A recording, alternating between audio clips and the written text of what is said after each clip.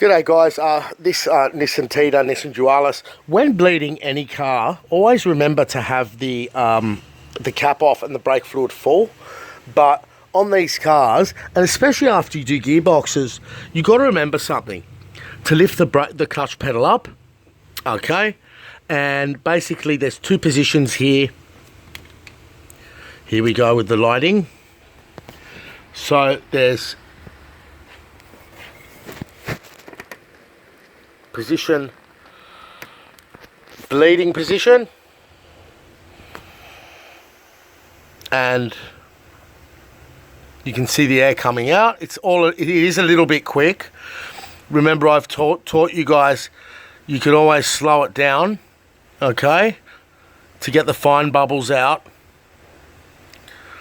Okay, but that's the way the manufacturer have designed it. And people have a lot of problems bleeding these systems. I mean, you get a mate to sit in the car, he pumps the pedal now, the whole thing flies off and sucks air in. Okay? But it is a two-position system. You can see there's plenty of air coming out of here, of the concentric slave.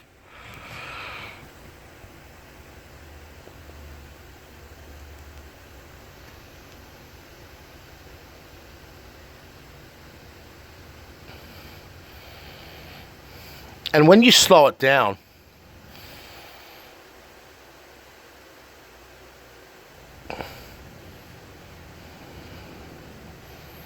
you get out the finer bubbles. Okay, the brake fluid is dropping rapidly now. Very, very rapidly in the master cylinder. And don't forget, you stop at any time. So I've said, oh, with brakes and stuff, don't answer the phone, just let the phone ring. Yes, brakes. But if you want to just stop it, just stop it. Bear in mind, when I've done this gearbox, I've crimped it off there. Even though you're not going to lose the brakes unless you pump them. If you lose the fluid through here by some mistake that you haven't clipped this on down here properly, okay, that's the other section to it, you're going to lose the brake fluid to a point where if you don't touch the brake pedal, you're not going to lose your brakes. The last thing you want to do is get air in the ABS, all for this. So it's all common sense, but yeah, it's just, you know, one of those things we all sort of now and then will make a mistake, and all you need is just to take your eyes off the game and the game's over. So yeah, it's a bad enough job as it is. I'm sure now that I'm in the mode, okay, I could rip this gearbox out in 45 minutes flat, throw the subframe down while I'm still under it around my body, and drop the whole subframe and smash it. But when, you know, that's not reality. At the end of the day, you got to take your time and do things properly and release everything properly. And, you know, I'm going to be putting lithium grease here and making sure it's all watertight, and, you know, the battery has to be recharged, and then I pump the tyres up, unlike some other people. But at the end of the day, you don't want to take your eyes off the game here and then, you know, have a leaking drive shaft seal and stuff. So the job's not finished yet. There's a lot of testing to be done, especially when you lose coolant. And the last thing you want is this to go wrong. Now, with me, it's never a problem because I have other methods. Okay, the method of taking a hose, okay, and purging the air out of it into a jar and pumping the brake and bleeding on your own seems to be something that is impossible for some people to understand.